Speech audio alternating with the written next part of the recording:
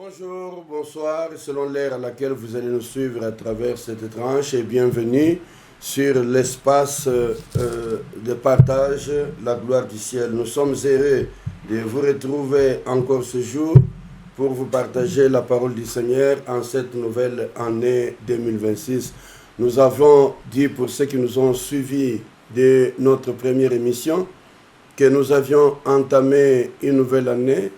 Une année accompagnée de bouleversements sur tous les plans, politiques, économiques, militaires, environnementaux, des choses qui semblent être en train de nous enseigner une chose que peut-être nous ne comprenons pas. Nous avons également compris que tout ce qui se passe comme événement, nous ne devons pas les regarder comme des simples événements politiques, mais nous devons les regarder avec l'œil prophétique. En les regardant avec l'œil prophétique, nous comprenons que des choses sont en train de se passer dans ce monde selon les calendriers prophétiques. Et notre calendrier prophétique, c'est Israël. Je vous ai dit la fois dernière que ce qui se passe aujourd'hui autour d'Israël, à Gaza, où les chefs des nations, des États importants du monde, s'étaient réunis pour pouvoir trouver la paix à Gaza et travailler pour la reconstruction de Gaza.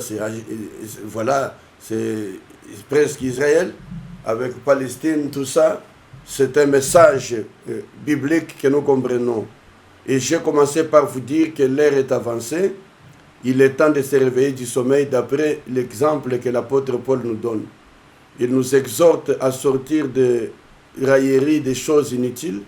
Et nous avons dit qu'aujourd'hui, nous regrettons le fait que beaucoup d'enfants de Dieu, parfois même des serviteurs de Dieu, prennent la chair comme un lieu de compromis, comme un lieu de réponse ou bien de polémique par rapport à ce qu'ils vivent. Nous ne devons pas, à ce moment ici, continuer à se comporter de cette manière. Nous avons à comprendre que les choses avancent. La nuit est avancée, les jours approchent. Nous allons aujourd'hui entamer la partie des promesses que notre Seigneur Jésus-Christ a faites pour nous annoncer que nous n'étions pas éternels sur cette terre. Je tiens à rappeler à chacun, comme je l'ai dit la fois dernière, depuis les années 2017, lorsque le Seigneur nous est apparu pour nous parler des temps qui étaient avancés, nous avons compris que nous sommes en train de vivre un temps de la grâce de Dieu. Parce qu'il s'agit du temps de la grâce de Dieu, vous ne devez pas l'utiliser comme bon vous semble. Il est vrai que nous sommes des humains, nous sommes sur la terre des hommes, nous pouvons connaître par-ci, par-là des situations peut-être bouleversantes, même s'il nous arrive de commettre des erreurs, nous ne devons pas nous éterniser dans nos erreurs, sachant que nous avons un avenir qui nous attend devant nous. C'est cela que nous nous concentrons dans cette émission, la gloire du ciel. Dans ce temps de partage, nous voulons que ce temps soit un temps où nous réfléchissons sur notre avenir auprès du Seigneur.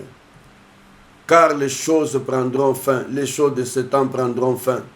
La vie dans laquelle nous sommes, si le Seigneur vous donne encore le temps de vivre, réjouissez-vous, rendez-lui grâce de ce que vous avez encore la possibilité de faire ce que vous faites. Qu'est-ce que je peux encore vous dire? Si ce n'est que vous éveillez, comme l'apôtre Paul dit, qu'il est temps de vous réveiller du sommeil. L'apôtre Pierre dit qu'il tient à éveiller notre intelligence, que nous puissions comprendre en quel temps nous sommes. Nous sommes au temps qui approche l'avènement du Seigneur.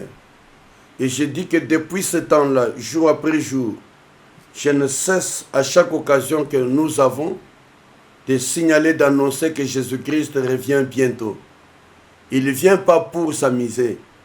Il vient prendre son peuple qui sera lavé et habillé des habits de noces. Et c'est cette manière-là seulement que nous pourrons être en mesure de rencontrer le Seigneur de gloire.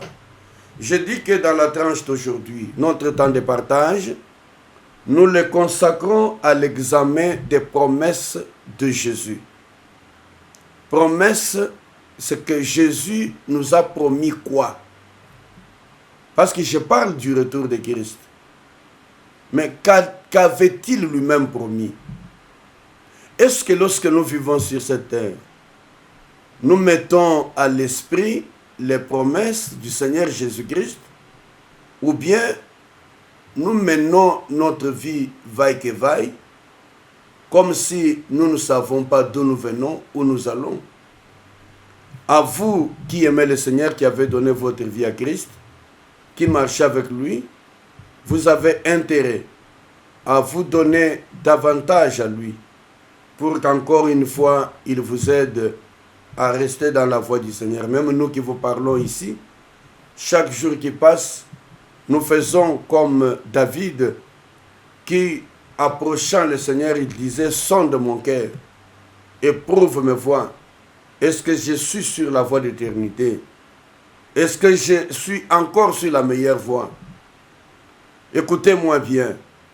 Nous avons le temps de vivre dans le monde, mais que le monde ne nous distraie pas avec ses gloires et ses avantages. Ce n'est pas parce que vous avez tous ces plaisirs que vous rencontrez que vous pensez vivre autant de choses avec votre vie, vos meilleurs moyens que vous avez. Faites attention. Quelles sont les promesses? La première promesse, Jésus dit: je reviendrai. Ah, ça c'est le Seigneur lui-même qui dit. Nous allons trouver ça dans Jean chapitre 14, le verset 3. Nous lisons la parole de Dieu. Jean chapitre 14, le verset 3. Là, Jésus lui-même dit de sa propre bouche, le Seigneur Jésus-Christ, Dieu lui-même. Christ est notre Seigneur et notre Dieu. Il dit: dans sa bouche, il n'y a pas de mensonge. Il n'est pas un fiston pour mentir, ni un homme pour se repentir. Ce qu'il dit est la vérité. Écoute ce qu'il dit. Jean 14, verset 3. Je peux même commencer par le verset premier.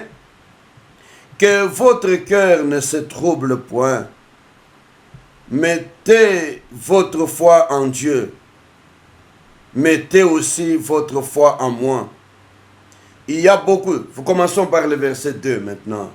Il dit: il y a beaucoup de demeures dans la maison de mon Père. Sinon, vous aurez dit.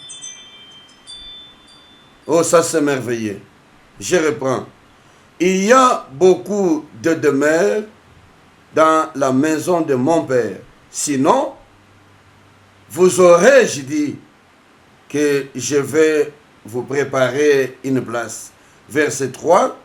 Si donc je m'en vais vous préparer une place, je reviens vous prendre auprès de moi, pour que là où moi je suis, vous soyez aussi avec moi. Gloire au Seigneur. Amen à la parole de Dieu. Quelle est la promesse que le Seigneur fait lui-même? C'est Jésus lui-même, de sa propre bouche. Il y a des gens qui disent, depuis qu'il a dit qu'il viendra, quand est-ce qu'il viendra? Je vous mets en garde. Il ne faut pas parler de cette manière.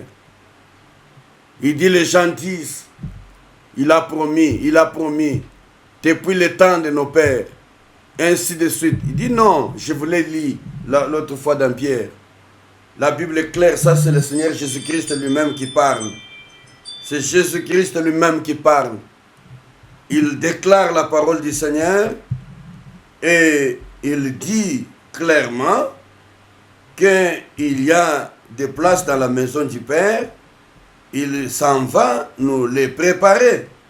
Et quand il aura fini de les préparer, il reviendra nous prendre pour que là où il est, nous y soyons aujourd'hui. Donc nous soyons aussi. Donc Jésus dit, je reviendrai. Il dit, si ce n'était pas le cas, je vous l'aurais dit. Donc c'est la première promesse. J'aimerais vous dire que ce que nous vous annonçons, que Jésus-Christ reviendra prendre son église, n'est pas une parole d'homme, ni parole de pasteur, ni parole d'un prophète quelconque ou d'un docteur. C'est d'abord une promesse faite par le Seigneur. Oh, ça c'est merveilleux lorsque nous rentrons dans l'évangile de Matthieu. Je veux qu'on combine ces textes. Le Seigneur Jésus-Christ nous fait encore une promesse. Retenez que la première promesse que le Seigneur a fait à son Église, il nous dit que je reviendrai. Quand il dit que je reviendrai, il reviendra. Il n'est pas un homme pour mentir, ni un fils d'homme pour se repentir. Ce qu'il a dit, il le fera. Ça, ce sont ses paroles. Nous allons dans Matthieu chapitre 16, le verset 27. Matthieu 16, 27, la Bible dit, « Car le Fils de l'homme va venir dans la gloire de son Père avec ses anges, et alors il rendra à chacun selon la manière d'agir, selon sa manière d'agir. » Selon cette version que j'ai, c'est cela qu'il est écrit. Ah, ça c'est merveilleux. Car le Fils de l'homme va venir. Il ne va pas tarder de venir. Il va venir. Quand il viendra, nous trouvera-t-il dans la foi? C'est ainsi que la parole dit. Quand le Fils de l'homme viendra, trouvera-t-il la foi sur la terre? Je voudrais savoir, bien-aimé dans le Seigneur, si vraiment tu marches avec Dieu et si tu es dans la voie du Seigneur, est-ce que véritablement tu es préparé à rencontrer le Seigneur quand il viendra dans sa gloire? Il dit qu'il vient, il dit lui-même que je reviendrai. Ce que je viens de lire, ce sont des paroles de Jésus-Christ.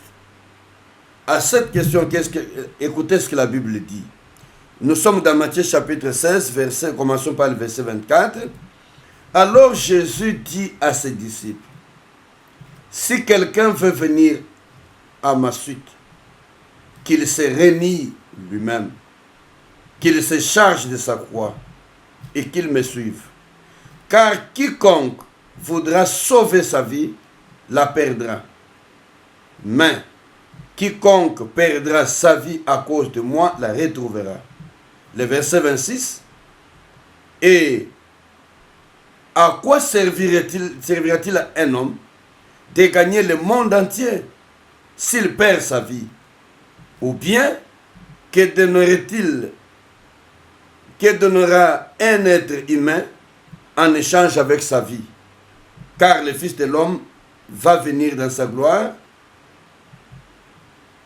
de la gloire de son Père, avec ses anges, et il rendra à chacun selon ses œuvres. Et la Bible nous exhorte à nous attacher au Seigneur. Il nous dit que sert-il à un homme de gagner le monde entier? Je vous dis que les promesses du Seigneur, que voudrait-il dire par là? Est-ce qu'il veut dire que nous ne vivions pas sur la terre, que nous ne cherchons pas la vie? Non. Tout en gagnant la vie, tout en vivant, en recevant des richesses et des abondances, suivez de manière digne du Seigneur, tout en sachant que le Seigneur reviendra et que cette terre n'est pas notre demeure éternelle. Il y a des gens qui, à cause des présents, sont prêts à faire du mal aux autres, sont prêts à tuer, éliminer des frères et sœurs, à cause des richesses du monde. Mais le Seigneur Jésus voudrait dire, quand tu auras fait tout ce que tu as prévu de faire, quand tu auras mis fin à la vie des uns et des autres, aujourd'hui on parle d'élimination, de poison, de toute forme de méthodes utilisées par des hommes. Il y a des guerres, nous reviendrons sur des signes qui précèdent l'avènement du Seigneur. Et je vais ici me concentrer autour de ce temps particulier où je veux que chacun saisisse la quintessence de la réalité dans laquelle nous vivons, parce que l'apôtre Paul nous dit, l'heure est avancée, la nuit est avancée, les jours approchent. Il ajoute encore, Il faut que nous discernions en quel temps nous vivons. Nous sommes au temps de nous réveiller du sommeil. Plus nous fêtons des anniversaires, nous chantons que nous ajoutons des années. Est-ce que nous savons qu'en ajoutant une année, on raccourcit aussi notre séjour et on rapproche l'avènement du Seigneur? Certes que le jour où il viendra n'est pas connu. Personne ne connaît le jour. Cela peut vous surprendre. Mais la conduite que nous avons, la manière que nous vivons, nous nous appelons enfants de Dieu. Nous allons dans des églises. Parfois, je me rends compte même que ce sont ceux qui vont dans les églises, qui s'appellent enfants de Dieu, qui sont davantage de mauvaises personnes que ceux qui ne côtoient pas les églises. Il m'arrive parfois que quand je parle aux gens dernièrement, j'étais en train de parler avec un jeune homme à qui j'ai parlé des choses du Seigneur. Ce jeune homme qui a dans sa famille un de ses beaux-frères qui est pasteur, un de ses petits frères qui est serviteur de Dieu, d'autres qui vont à l'église. Il m'a posé la question que je demande à mes beaux-frères et mes frères qui disent chaque matin quand ils se réveillent, ils disent qu'ils vont rencontrer le Seigneur à l'église. Je leur demande pourquoi ils vont rencontrer le Seigneur et rentrent toujours comme ils étaient partis. Comment font-ils pour rencontrer ce Seigneur? Ça, c'est un païen qui me parle de cette manière, avec une logique dénigrant les chrétiens. Nous qui sommes appelés à mener une vie modèle, une vie exemplaire. Il dit, il est l'heure de nous réveiller du sommeil. Il dit, il viendra avec ses anges dans la gloire de son Père pour rendre à chacun selon ses œuvres. Je pense avoir l'année dernière parlé avec vous sur les récompenses. Je reviendrai encore là-dessus. Nous avions entamé cet enseignement que nous n'avons pas fini à cause du temps. Mais nous avons beaucoup de choses à faire parce qu'après avoir commencé cet enseignement, nous avons pu faire un déplacement qui nous a menés dans la mission évangélique à l'intérieur du pays. Nous n'avons pas pu continuer, nous reviendrons là-dessus. Tout ce que nous faisons aujourd'hui, tout acte que nous posons, tout comportement que nous affichons est enregistré auprès du Seigneur. Quand le Seigneur dit, il rendra à chacun selon sa manière d'agir. C'est-à-dire tu auras une récompense et un salaire équivalent à la manière dont tu as vécu. C'est comme ça qu'il y a beaucoup d'enfants de Dieu, la Bible dit, à qui le Seigneur dira, dehors, je ne vous ai jamais connu, vous qui pratiquez l'iniquité. La Bible parle de comment il va séparer les boucs. Donc, il mettra les boucs d'un côté, les agneaux de l'autre, les chefs de l'autre, pour pouvoir distinguer. Je reviendrai sur là, il y a tout un enseignement. Mais retenons que la Bible dit que le Fils de l'homme doit venir dans la gloire de son Père avec ses anges. Jésus se nomme Fils de l'homme. Il affirme que ce retour est une obligation. Vous comprenez, ce n'est pas une supposition. C'est une obligation. Bien-aimés dans le Seigneur. Oh, ça c'est... Je ne sais pas si vous comprenez que les promesses de Dieu sont oui et amen en Jésus. La Bible dit en ce qui concerne les promesses faites par le Seigneur, ils sont oui et amen en Jésus. Alors il dit, non seulement que je reviendrai, je m'en fais préparer de la place dans la maison de mon Père où il y a plusieurs demeures, c'est-à-dire qu'il nous promet que nous sommes encore sur la terre, mais nous ne sommes pas du monde. C'est cela qu'il dit dans sa prière sacerdotale. Lorsqu'il prie pour ses disciples, il dit au Seigneur, au Père, que je les laisse dans le monde, mais ils ne sont pas du monde. Ça veut dire que nous ne devons pas entrer dans le même sac que les mondains. Par contre, nous devrions apporter l'évangile aux mondains, ceux qui ne connaissent pas le Seigneur, pour les apporter la bonne nouvelle du royaume. Annoncer que Jésus revient, il vient avec la récompense pour chacun. il récompensera nos œuvres. Qu'est-ce que nous aurons fait pour lui? Comment nous traitons nos prochains? Comment nous vivons avec ceux qui sont avec nous? Ici, je m'adresse particulièrement aux chrétiens, à ceux qui disent qu'ils sont enfants de Dieu. J'aimerais, d'ailleurs, je n'aime pas trop le mot chrétien, j'aime beaucoup plus parler du mot disciple. Je m'adresse aux disciples du Seigneur. Nous qui avons cru au Seigneur, qui sommes encore sur la terre, nous ne sommes pas pour perdre le salut que nous avions reçu. Nous ne sommes pas là pour nous rendre plus pires qu'avant. Nous sommes là pour nous perfectionner, pour que quand il reviendra selon cette promesse, il nous trouve prêts à sa rencontre.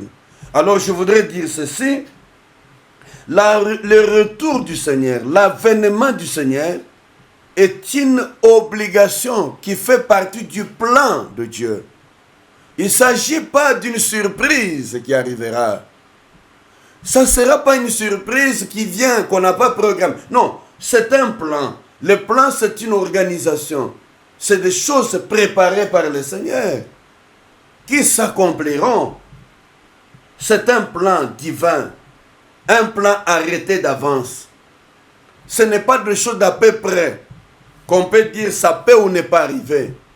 Il y a peut-être des gens qui comprennent mal les choses, qui pensent qu'ils vivront éternellement sur la terre. J'ai entendu quelqu'un qui croit dans la réincarnation, qui me dit que si je meurs aujourd'hui, je reviendrai dans la vie sous forme d'un chien ou d'un animal pour payer le mal que j'aurais fait. Tu te trompes, mon frère. La Bible dit qu'il est réservé à l'homme de mourir une fois. Après, quoi vient le jugement? Si tu n'as pas bien vécu aujourd'hui, que tu n'as pas pu faire mieux aujourd'hui, sache bien que tu ne le feras pas après ta mort. Et j'ai vu que la plupart des fois, quand les gens meurent, on fait des messes de requiem.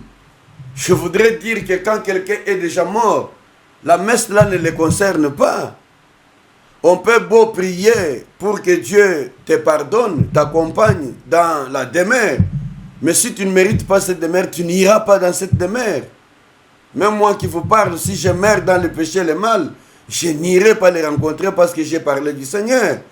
La Bible dit, recherchez la paix avec tous et la sanctification, sans laquelle nul ne verra le Seigneur. Vous vivez dans les milliers des uns et des autres, conflit permanent, jamais la paix avec les autres.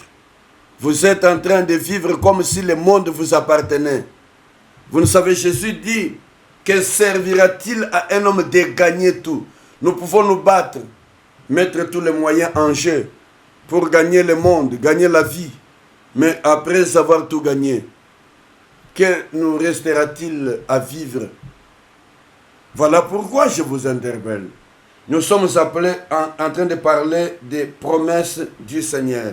Nous sommes toujours dans le livre de Matthieu.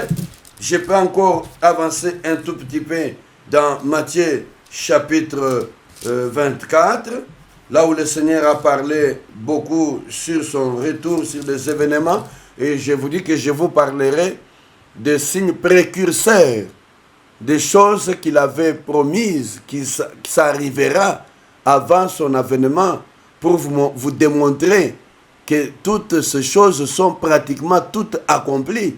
Je vous ai parlé des prophéties déjà accomplies, les prophéties en cours d'accomplissement sous nos yeux et des prophéties qui s'accompliront encore davantage pour nous amener à clore ces dossiers qui concernent l'avènement du Fils de l'homme. Matthieu chapitre 24, le verset 27e, Matthieu 24, verset 27. En effet, comme l'éclair qui jaillit au levant se voit jusqu'au coucher, ainsi sera l'avènement du Fils de l'homme. Où que ce soit les cadavres, là où se rassembleront les vaudours.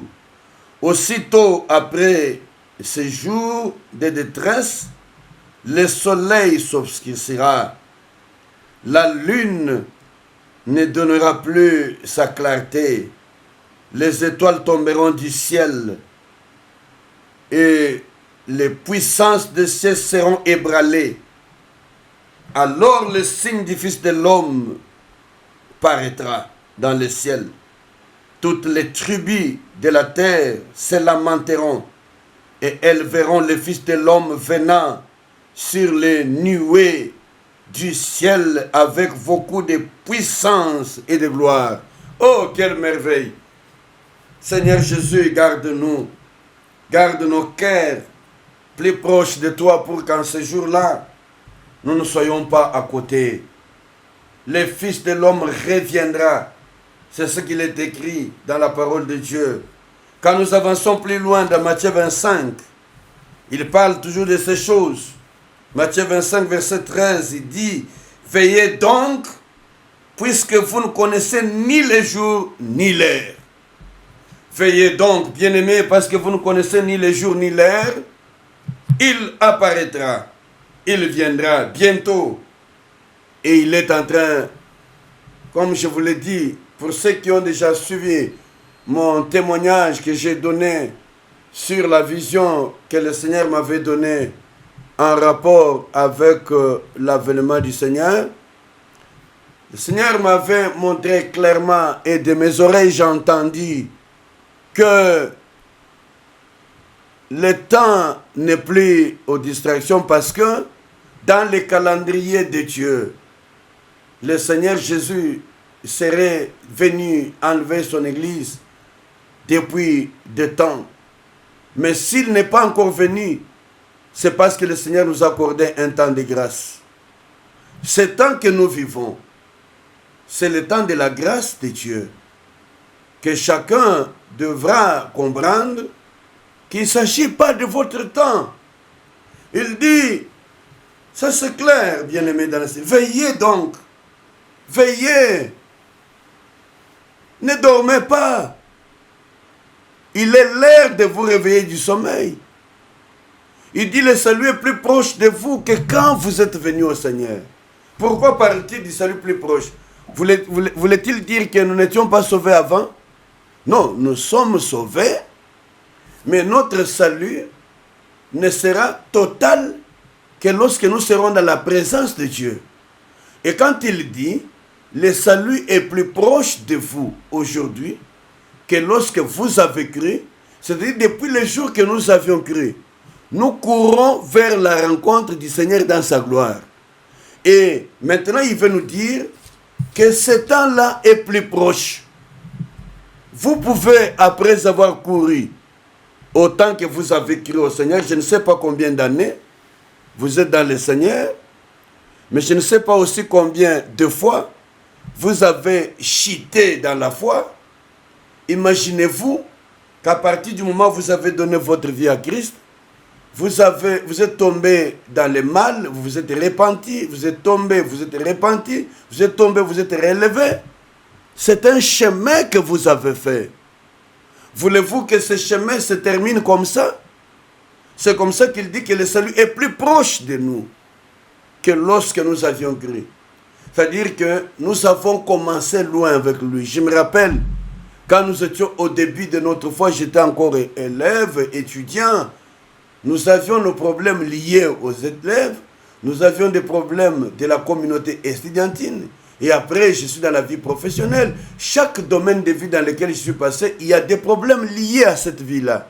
Et dans toutes ces circonstances, nous avions mené une vie, nous avons vécu d'une manière ou d'une autre. La promesse est claire, il revient bientôt. Mais il dit veillez, veillez, car il n'est plus temps à perdre. Comme nous connaissons ni le jour ni l'heure, nous devons faire un effort, bien-aimés. Je vais revenir sur les événements qui sont en train de se dérouler à travers le monde, à travers lesquels nous comprenons que nous n'avons plus assez de temps à perdre. Mais notez bien, que servirait-il à un homme de gagner le monde? Comment vous faites pour gagner les richesses que vous avez? Comment vous faites pour vous maintenir dans ce que vous êtes? Aujourd'hui, nous avons à travers ce pays les gens qui prennent les armes, qui tuent leurs propres frères et sœurs, afin de se doter d'un pouvoir. Les hommes politiques font ce qu'ils pensent. Vous tuez, vous bombardez, vous éliminez les gens créés à l'image du Seigneur, vos semblables, sans scrupules, sans gêne. Vous poursuivez malgré les appels à la paix. On vous rappelle, je vous informe, la Bible dit, tout a une fin. Vous faites ce que vous faites, sachez-le bien, qu'un jour tout s'arrêtera. Le pouvoir, vous en aurez. Ça, c'est une interpellation. Le pouvoir, vous en aurez. Vous gagnerez tout. J'ai dit l'autre fois dans une de mes émissions, vous savez des gens qui sont eux-mêmes à la fois. Il est député national, il est député provincial, il est sénateur, il est ministre, et ils se font remplacer par leurs frères, leurs sœurs ou bien leurs épouses. Dans la même maison, il a des émoluments venant de passer par là. Vous avez brimé tout le monde pour être le seul détenteur de ces choses. Mais à quoi te servira ces choses si tu rates l'avènement du royaume? Tu as tout gagné. C'est ça ce que Jésus dit. Que servira-t-il à l'homme de gagner le monde entier? Mais s'il perdait son âme, tu as tout gagné. Si tu es en train de me suivre en ce moment, j'aimerais que tu mettes un peu une pause dans ta marche. Que tu regardes les biens, tu les as. L'abondance, tu les as. Mais est-ce que tu as le salut? Tu as la vie éternelle. Il est temps pour toi de revenir en arrière et de donner ta vie au Seigneur et de pouvoir t'élever pour chercher la face du Seigneur. Et nous sommes prêts à t'accompagner dans cette démarche. Le Seigneur t'aime. Il ne te rejette pas. C'est pourquoi il insiste sur le fait que te servira-t-il, toi? Tu as brimé tout le monde. Tu as effacé les gens. Parce que tu veux être puissant. Tu veux être glorieux. Oui, tu as pris tout. Tu es devenu le plus puissant homme du monde. Mais que te sert tout ce que tu as gagné si tu vas enfin finir dans le feu éternel? C'est cela, je vous rappelle que le Seigneur a fait une promesse que bientôt il revient prendre son église. Je vais lire un dernier texte pour terminer notre partage d'aujourd'hui. Nous allons dans le livre de Luc, l'évangile de Luc, chapitre 21. Luc 21, je vais terminer par là aujourd'hui et nous nous retrouverons la semaine prochaine pour continuer notre temps de partage. Nous sommes dans Luc chapitre 21. Luc 21, je vais lire le verset 25. Luc 21, verset 25, la Bible dit, le titre c'est la venue du Fils de l'homme. Verset 25 dit, il y aura des signes dans le soleil, la lune et les étoiles, et sur la terre, une angoisse des nations qui ne sauront que faire au bruit de la mer et des flots. Les humains rendront l'âme de la terreur dans l'attente de ce qui surviendra pour la terre habitée, car les puissances des cieux seront ébranlées. Alors on verra le Fils de l'homme venant sur une nuée avec beaucoup de puissance et de gloire. Quand cela commencera d'arriver, redressez-vous et levez la tête, parce que votre rédemption approche. Pour ceux qui aiment le Seigneur, qui marchent avec lui, le Seigneur dit que quand vous verrez ces signes arriver, redressez-vous. Comprenez que le temps arrive. Bien-aimés dans le Seigneur, vous étiez là dans le temps de partage, à travers l'émission La Gloire du Ciel. qui est animé par votre serviteur, le pasteur Dieu Merci Mutombo, pasteur titulaire de l'Assemblée chrétienne Famille Royale, qui est l'une des assemblées de la communauté Charismaticité des Refuges. Nous sommes sur l'avenue Cabinda numéro 71. Si vous avez été touché par les partages, nous sommes prêts à vous recueillir, vous recevoir, échanger avec vous. Nous avons notre numéro sur le petit écran. Vous êtes les bienvenus à notre temps de culte.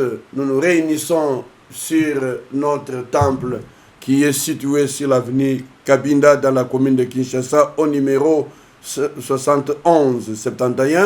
Vous êtes bienvenus à nos temps de prière. Que le Seigneur vous bénisse. Nous sommes arrivés à la fin de notre temps de partage de cette journée, de cette semaine. Nous nous retrouvons semaine prochaine à la même heure sur les mêmes chaînes de télévision ou sur les plateformes où vous nous suivez. Abonnez-vous massivement sur notre chaîne YouTube qui nous permettra de vous annoncer les alertes de tous les messages que nous recevons. Que le Seigneur vous bénisse. Merci Père de bénir ton peuple, faire du bien à chacun qui a suivi cette émission. Que les paroles qui sont sorties à travers cette tranche soient utiles pour les ramener vers toi et guider sa vie dans la recherche du royaume. Que la gloire et l'honneur te reviennent à toi seul. Au nom de Jésus, nous t'avons prié, Père, et nous te disons Amen. Au revoir et à la prochaine.